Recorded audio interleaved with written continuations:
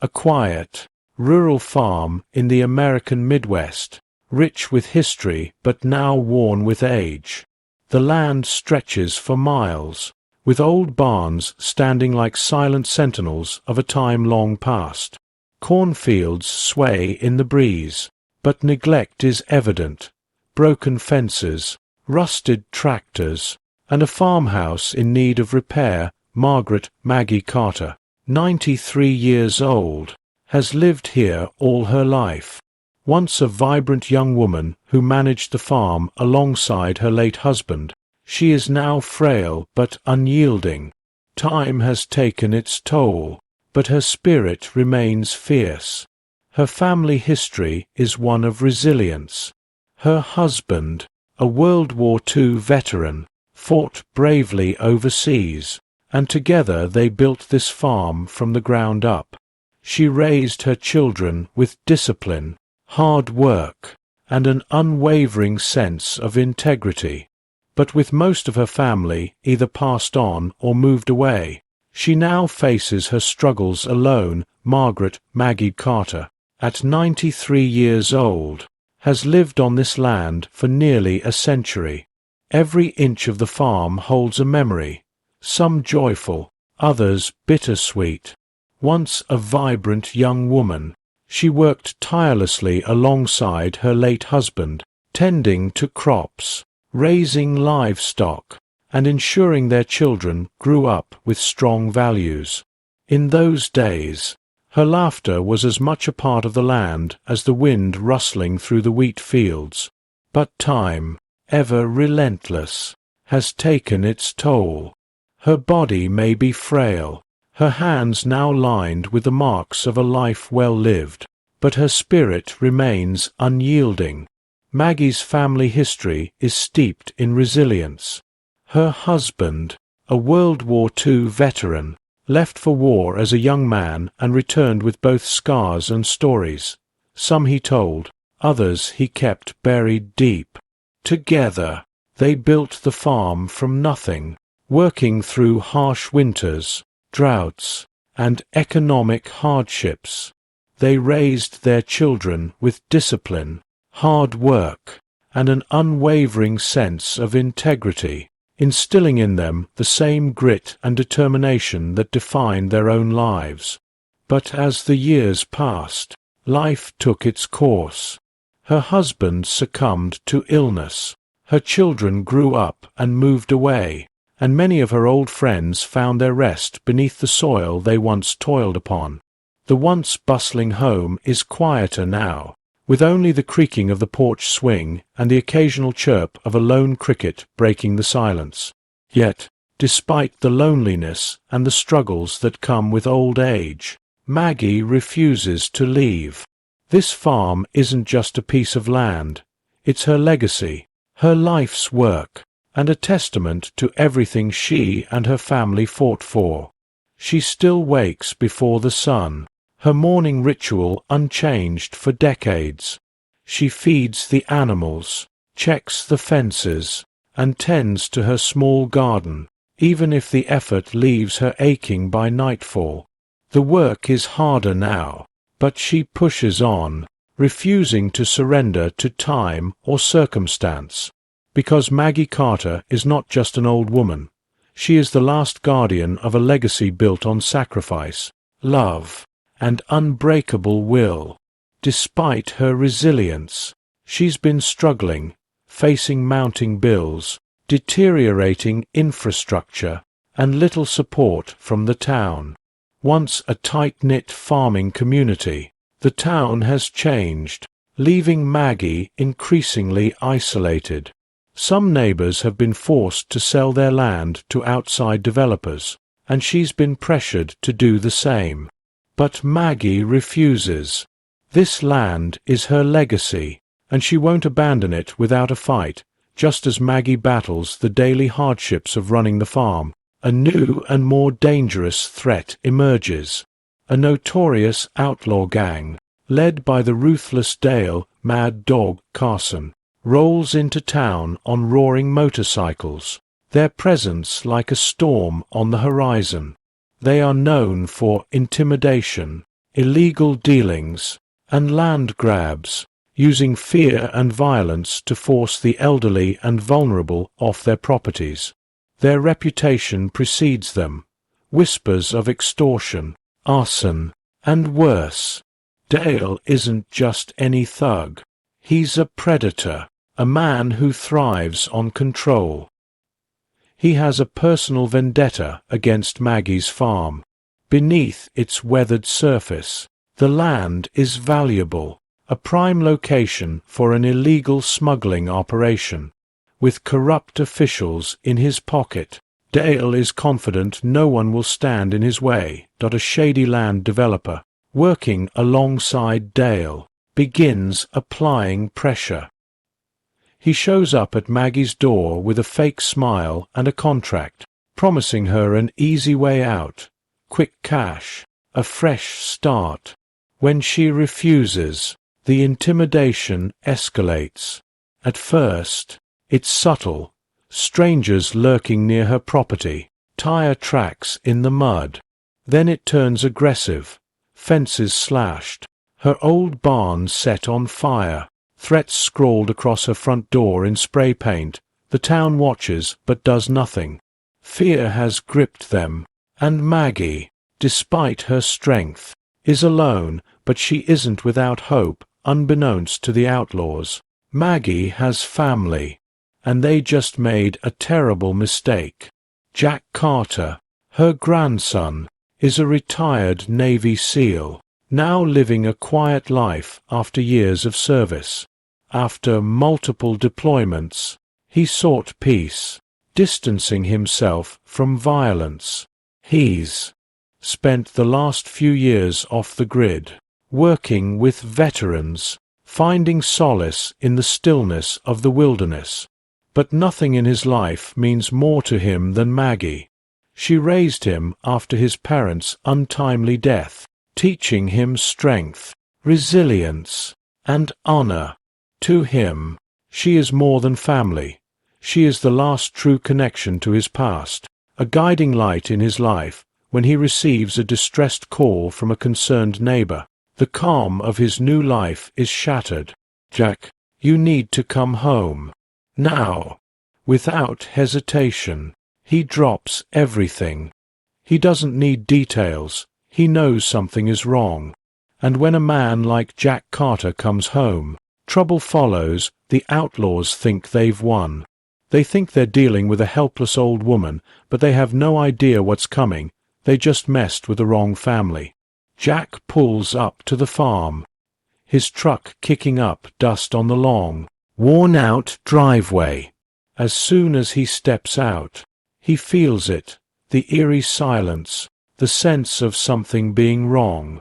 The air smells faintly of burnt wood, and when he walks toward the barn, his stomach tightens at what he sees. The fence lining the property has been hacked apart. Its splintered remains scattered in the dirt. A storage shed near the barn is nothing but a pile of charred timber, still smelling of gasoline. And on the side of the barn, bold red letters scream out a message. Jack clenches his fists, his jaw tightening. This wasn't just some bored punks messing around. This was a warning, a calculated act of terror. Inside the house, Maggie is putting on a brave face, but Jack knows her better than that. He sees the exhaustion in her eyes, the way her hands tremble slightly when she pours his coffee. "I ain't leaving, Jack," she says firmly, stirring her sugar in slow, deliberate circles. "They think they can scare me, but I've been through worse." Jack nods. Of course, she won't leave. She's a Carter. Stubbornness runs in the family. He steps outside and looks around, scanning the land like the battlefield it's about to become. He spots tire tracks leading up to the main road, heavy tread marks, meaning multiple motorcycles. The way the barn was vandalized, the methodical cuts in the fence, these weren't random acts of destruction. They were planning something bigger, Jack has seen these signs before, and he knows exactly what kind of men they're dealing with. Jack steps outside, his boots pressing firmly into the dirt as he takes a slow, measured breath. The crisp morning air does little to cool the fire brewing inside him. His sharp eyes scan the land, no longer seeing just a quiet farm, but a battlefield, one that will soon be drenched in chaos.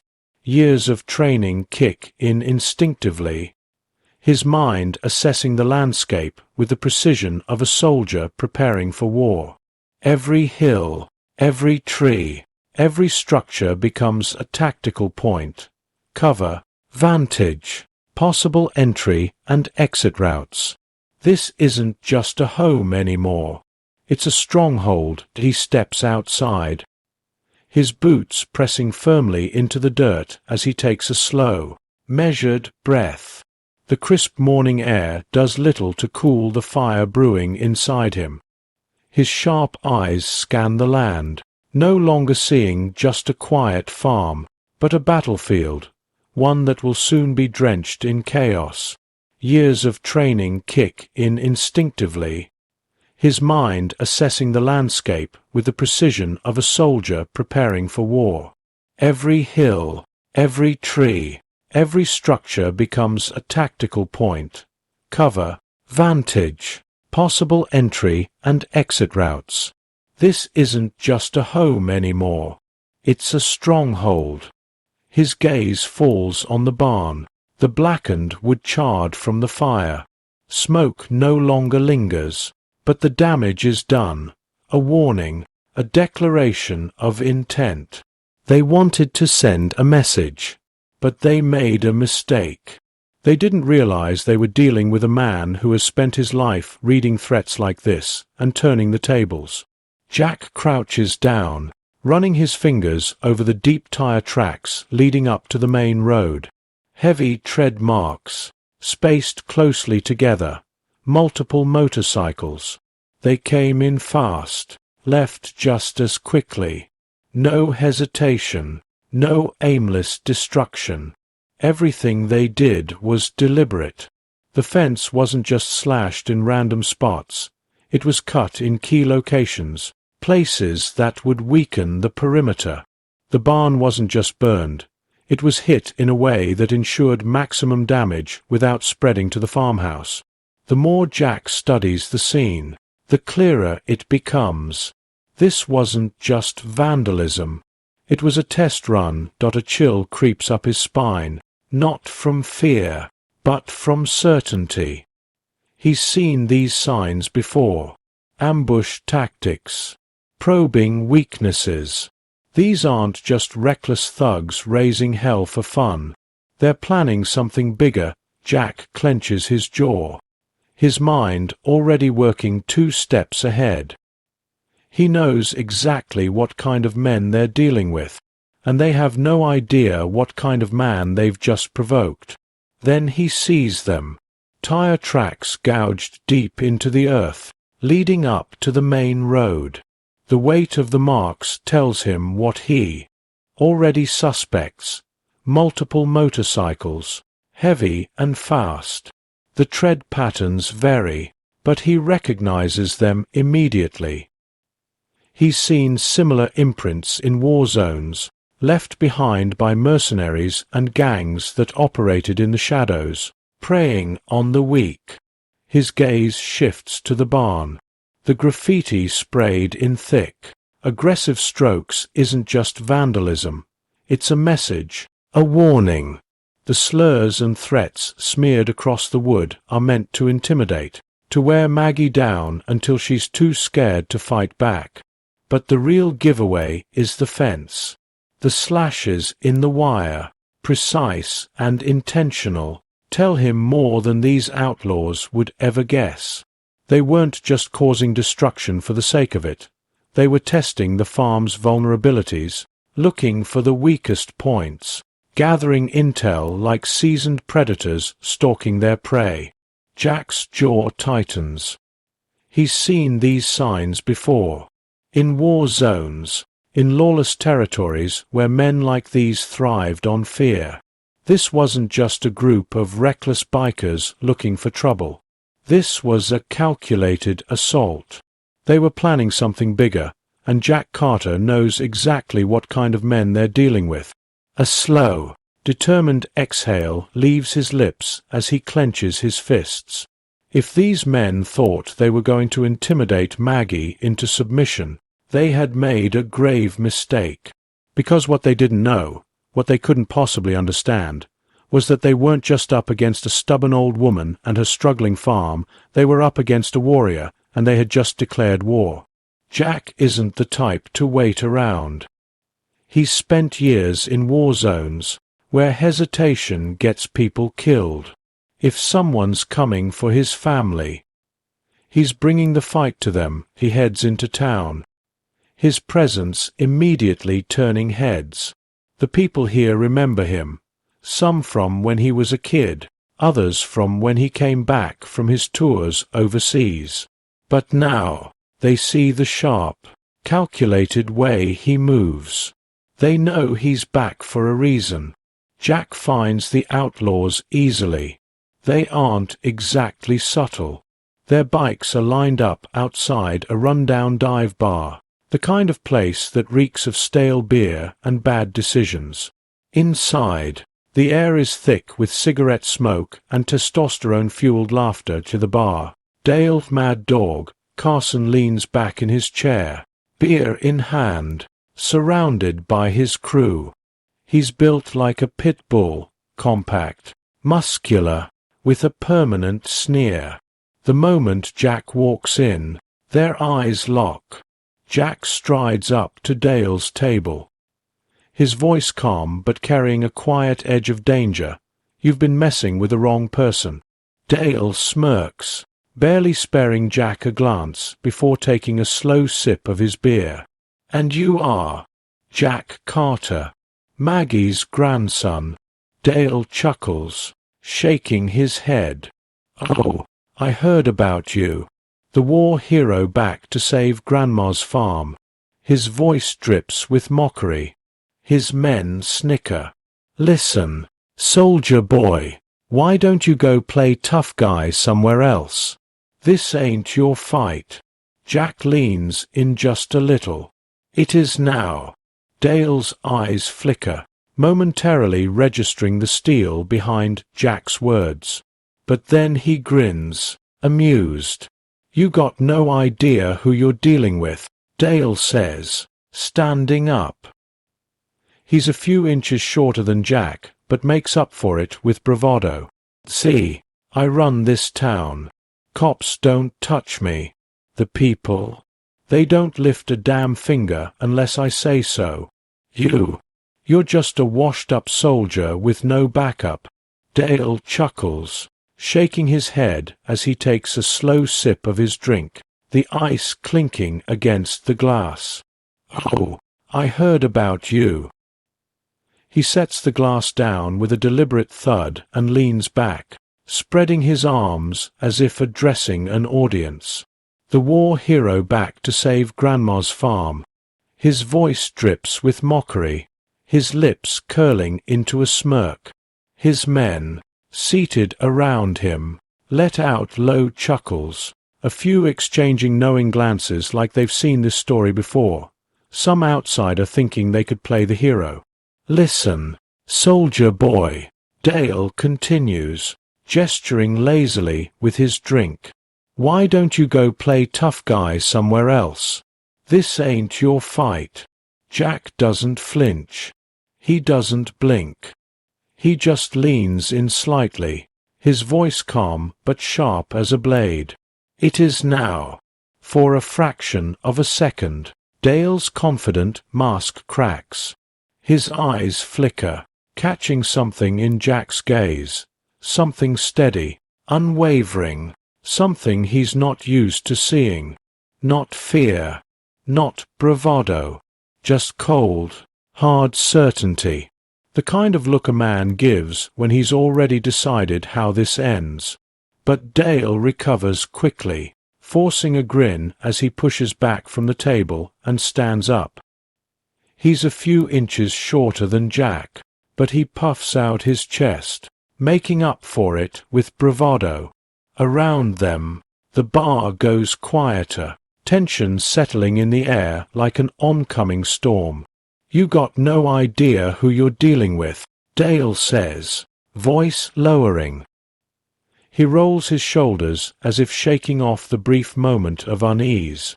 "See, I run this town." He taps a finger against his chest. "Cops don't touch me. The people, they don't lift a damn finger unless I say so." He steps closer, so close Jack can smell the whiskey on his breath. You're just a washed-up soldier with no backup." Jack tilts his head slightly, studying Dale the way a predator studies prey. He doesn't need to respond. Not yet. Because while Dale sees himself as the king of this town, Jack sees something else entirely. A dead man walking. Jack doesn't blink. Instead, he speaks slowly, deliberately. "This is the only warning you get. Stay away from my grandmother. Stay away from her land. If you don't," his voice drops, dark and unshakable, "you won't like what happens next." For a moment, Dale's confident smirk falters. There's something about the way Jack says it. No bravado, no theatrics. Just a simple, deadly promise. Then Dale laughs, shoving Jack back. "You think I'm scared of you?" His men stand, ready to back him up. The tension in the room spikes. Jack lets the push happen. He doesn't react, yet. Instead, he just looks Dale in the eye and says, "We'll see." Then he walks out. Dale watches him go, shaking his head. Idiot doesn't know who he's messing with. But deep down, something about Jack unsettles him. Jack doesn't waste time. He knows men like Dale, how they operate, how they strike. If they were willing to burn Maggie's barn, they'll be back with something worse. Jack lets the push happen. Dale's fingers jab against his chest, a clear show of dominance, the kind of move bullies have been using for centuries. But Jack, he doesn't budge, doesn't clench his fists, doesn't even blink. Instead, he just looks Dale straight in the eye, calm as a man who's already seen how this story ends. "We'll see," Jack says, his voice level, almost casual. Then he turns and walks away. Jack doesn't waste time. He knows men like Dale, how they operate, how they strike. If they were willing to burn Maggie's barn, they'll be back with something worse. He's seen it before, in war zones and in dark corners of the world where law meant nothing and power belonged to the ruthless. The signs are all there. This isn't just petty vandalism. It's a warning. And if he knows anything about men like Dale, it's that warnings are just the beginning. Dale's fingers jab against Jack's chest, a clear show of dominance, the kind of move bullies have been using for centuries. The gang leader is used to men flinching, stepping back, maybe even trying to justify themselves. But Jack, he doesn't budge, doesn't clench his fists, doesn't even blink. He's dealt with warlords, mercenaries, and killers who made Dale look like a kid playing tough in a sandbox. Instead of reacting, Jack just stands there, his gaze steady, piercing. Dale's smirk twitches, just for a second, but it's enough. Enough to tell Jack everything he needs to know. This man thrives on fear, on control. He's built his reputation on people believing he's untouchable. But fear only works on those who let it take hold. "We'll see," Jack says, his voice level, almost casual. Then he turns and walks away. Dale watches him go, shaking his head, laughing under his breath. Idiot doesn't know who he's messing with. He mutters. His crew chuckles, reassured by his bravado. But there's something behind Dale's eyes now, something unsettled because deep down, he knows. Jack didn't try to intimidate him, didn't posture or make threats. He just looked at him, really looked at him, like a man who had already measured him up, already played the scenario out in his mind, already decided how this was going to end. And that quiet confidence, that was the kind of thing that made men like Dale nervous. Jack doesn't look back as he walks toward his truck. His mind is already racing through possibilities. He doesn't wait for trouble. He prepares for it. Dale and his gang will come back. That much is certain. The only question is when. By the time Jack reaches the farm, he's already thinking 2 steps ahead. The land is familiar, but now he sees it through a soldier's eyes. The fields, the tree lines, the barn, all potential assets in the battle that's coming. If Dale and his men think they're riding into an easy fight, they're in for a rude awakening. Jack steps onto the porch, pausing to look out over the land. The sun is setting, casting long shadows across the farm. But Jack isn't thinking about the dark.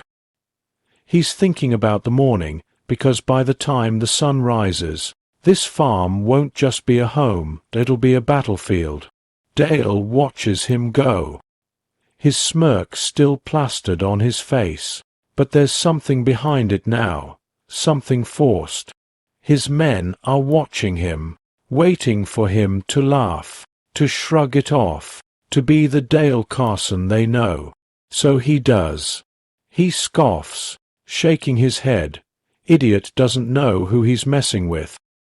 His crew chuckles in agreement, but Dale doesn't hear them. Not really, because something about Jack unsettles him. Maybe it was the way he didn't react, the way he didn't flinch, didn't bite back like most men would.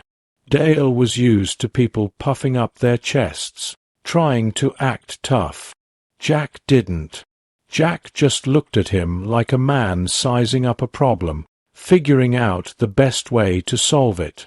And that was dangerous. Jack doesn't waste time. He steps outside into the cool night air, the scent of cigarette smoke and cheap beer lingering from the bar behind him.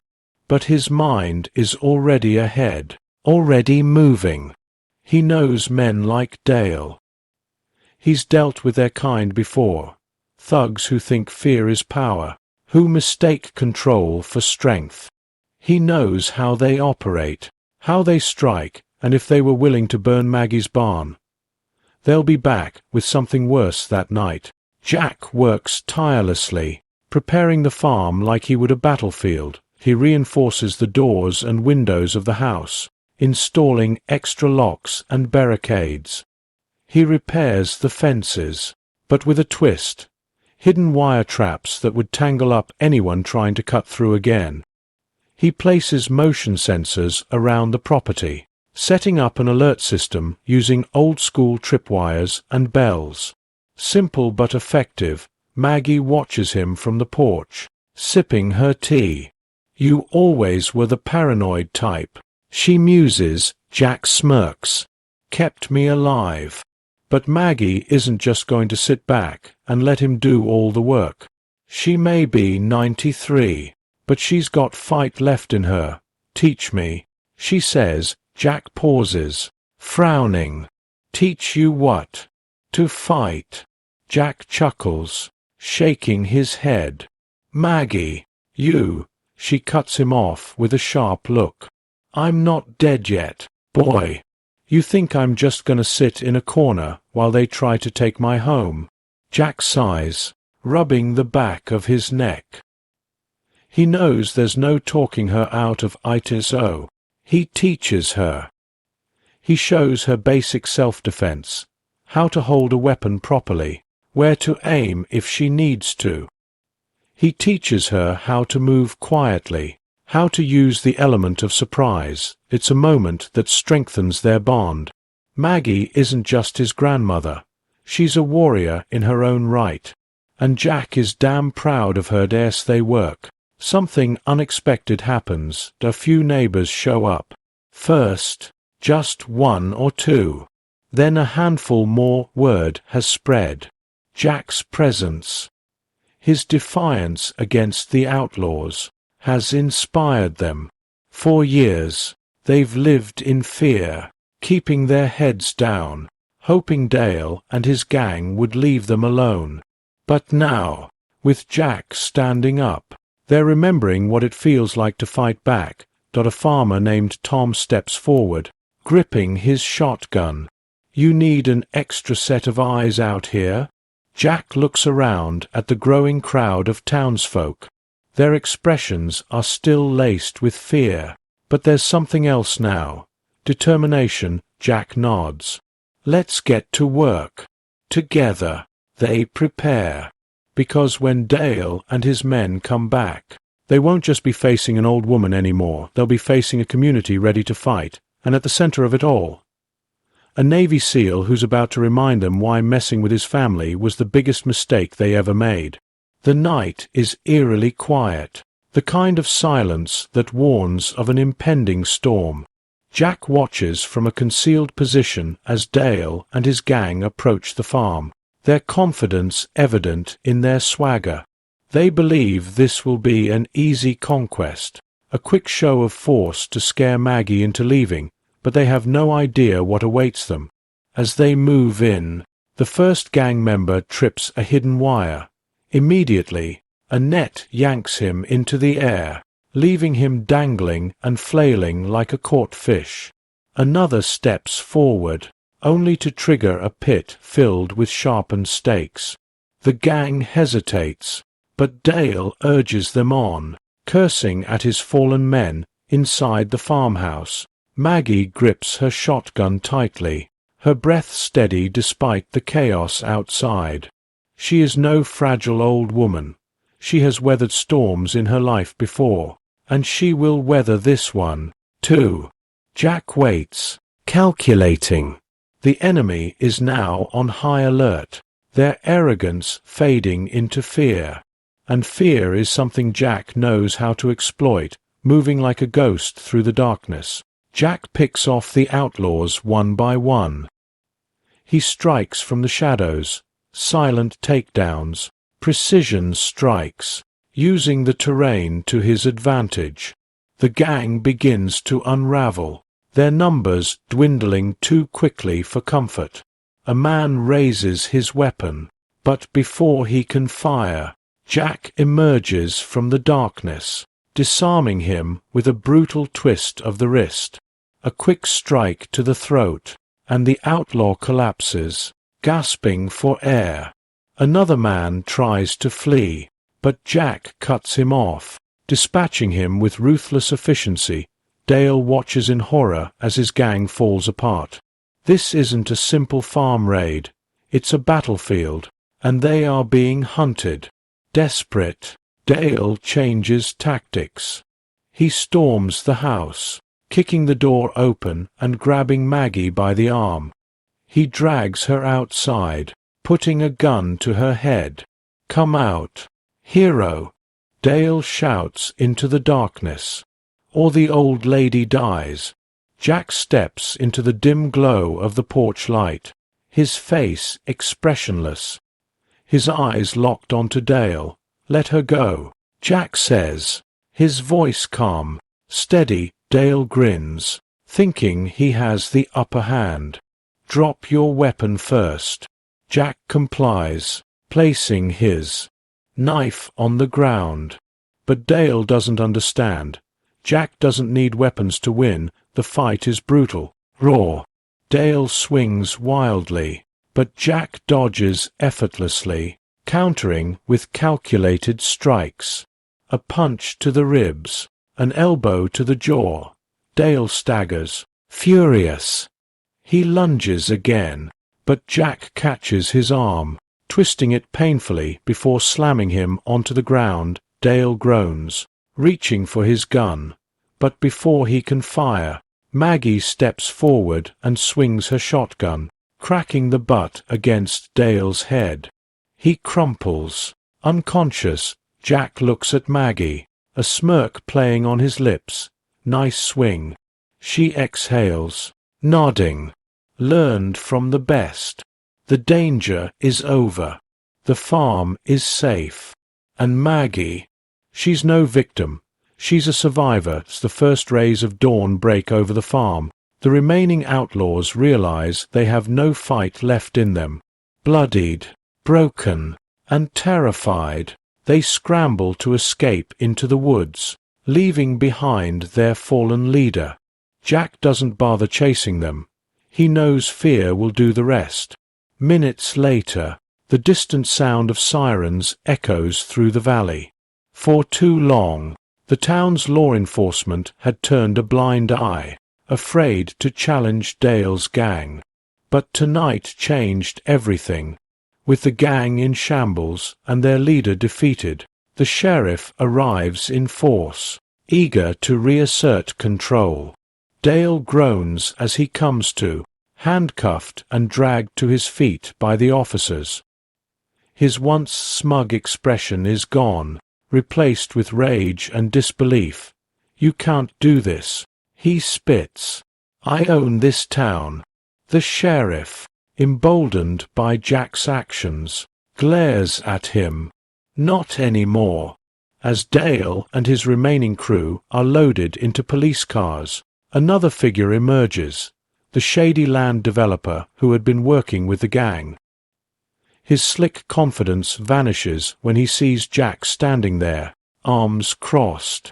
The sheriff wastes no time slapping cuffs on him as well. Fraud, conspiracy, and accessory to criminal activity. The sheriff says, "You're done." Jack watches as the authorities drive away. Knowing this battle is finally over, with the immediate threat gone, Jack turns to Maggie, who stands with quiet pride. Despite everything, she never wavered. The townspeople, who had once been too afraid to help, now rally behind her. Inspired by her resilience, they arrive with tools, supplies, and willing hands to rebuild what was lost. The barn is repainted, the fences repaired, and Maggie's farm, once on the verge of ruin, slowly returns to life. Jack, who had planned to leave once Maggie was safe, finds himself lingering. He realizes that, for the first time in years, he has found a purpose beyond the battlefield. This farm, this town, this family, it's where he belongs. One evening, as he and Maggie sit on the porch, watching the sun set over the rolling fields, she turns to him with a knowing smile. Thinking of staying, she asks. Jack exhales, nodding. "Yeah, I think I am." Maggie pats his hand. "Good. This place could use a Carter watching over it."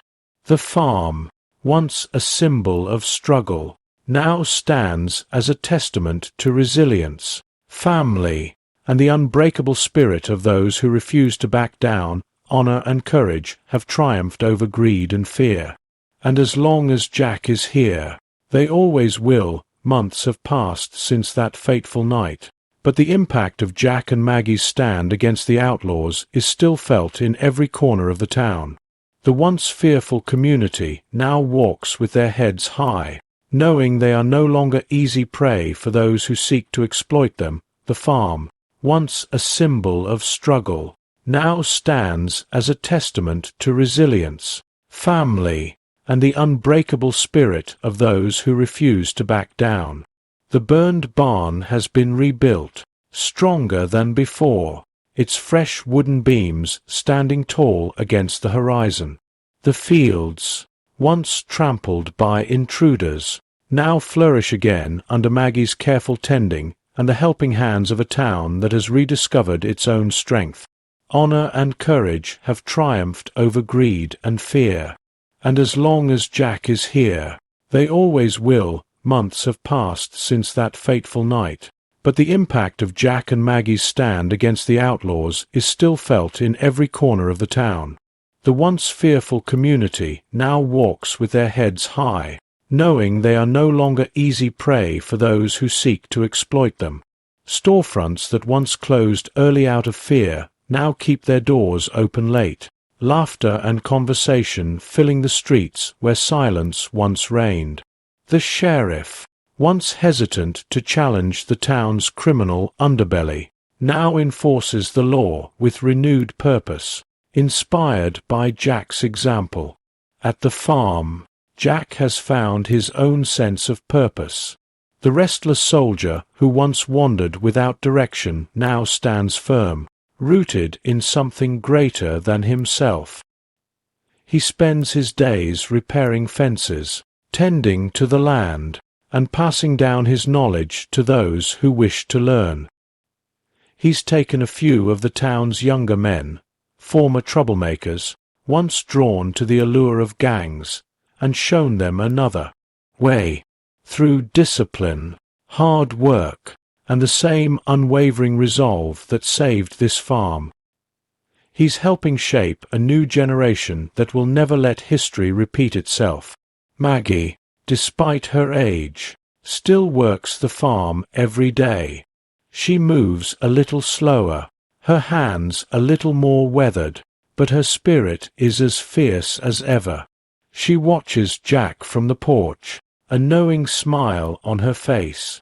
She's seen the change in him, watched as the grandson who once left searching for something finally found what he was looking for.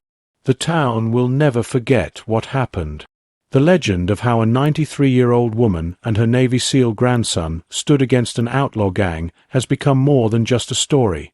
It's a reminder that some things are worth fighting for. That strength isn't just measured in muscle and weapons, but in the will to stand when others would kneel. And as the sun sets over the farm, casting golden light over the land they fought to protect, Jack knows one thing for certain: this is home. And as long as he's here, no one will ever take it away again. Jack, having fully embraced his new role, starts a self-defense and leadership program for local veterans and young farmers. He teaches them more than just how to fight. He teaches them discipline, strategy, and the importance of standing together. The town will never be vulnerable again, not as long as Jack Carter is around. Maggie, despite her age, continues to rise with the sun and work the farm as she always has. Neighbors insist she take it easy, but she just chuckles, waving them off. True strength ain't just in the body, it's in the heart, she reminds them. And so, the story of how a 93-year-old woman and her Navy SEAL grandson stood up to an outlaw gang becomes more than just a tale. It becomes a legend. Parents tell their children about the night the farm stood firm, a reminder that courage and resilience will always triumph over fear and greed. The farm, once at risk of being lost, now flourishes. And in the fields where battle once raged, life continues, strong, unwavering, and proud.